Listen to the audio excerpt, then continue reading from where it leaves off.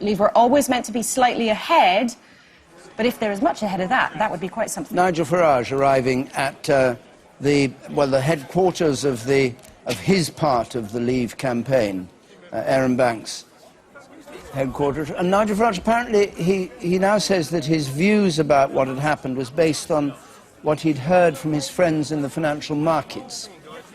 So when he said he thought that by a whisker the Remain campaign had won, that was what it was based on. Nigel Farage, of course, who was the man who actually got the whole referendum thing off the ground with UKIP way back, and has had a campaign. He's been quite cross quite a lot of the time with the Leave campaign for excluding him and refusing to turn up at places, and actually running his own campaign and being criticised rather robustly for some of the things, particularly that famous poster showing refugees from Syria, which Douglas Carwell and others complained about. Oh, apparently he did speak here. I don't know why the pictures are so rough. You'd think it was done on an iPhone, those photographs. But anyway, the pictures. Let's just hear what he had to say. Ladies and gentlemen, good evening. Good evening. I want to say a massive thanks to every single voter today who had the guts to defy their party political leaders, to defy the establishment, to defy the elites, and to defy the big boys. I can't imagine there's ever been a campaign in which ordinary folk have been subjected to so many threats. I have to say that it's been a long campaign. In my case, 25 years. And whatever happens tonight, whoever wins this battle, one thing I'm completely certain of is we are winning this war. Euroscepticism was considered to be fringy, fruitcakey, to quote the Prime Minister. Pretty odd. And now it looks like tonight, maybe just under half, maybe just over half the country is going to vote for us to leave the European Union. I promise you this. If the result is that we vote to leave, we must make sure the government carries out the will of the people.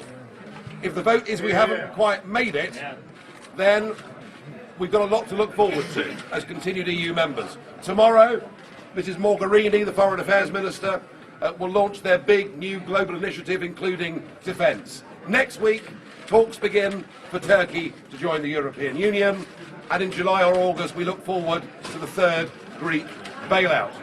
And what has dominated this campaign has been an issue that Westminster finds very difficult to talk about.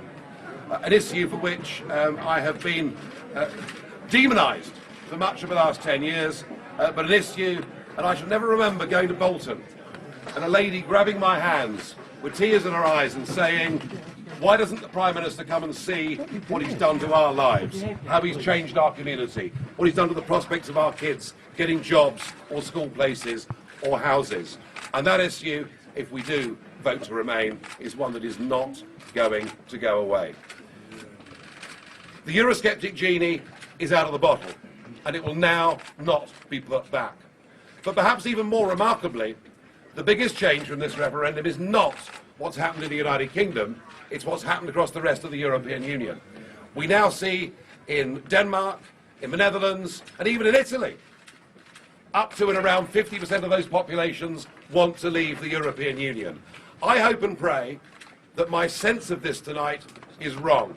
And my sense of this, and no, I'm not conceding, but my sense of this is that the government's registration scheme, getting 2 million voters on, the 48-hour extension, may be what tips the balance. I hope I'm wrong.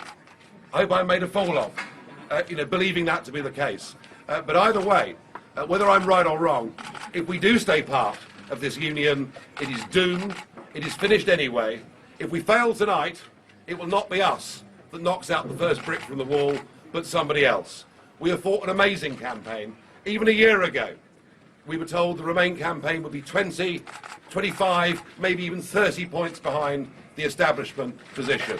We're not. We're running them close. Nigel Farage there, who incidentally said that if it was a 52-48 gap, it would be unfinished business. If the Remain campaign wins 2/3 to 1/3, that would end it.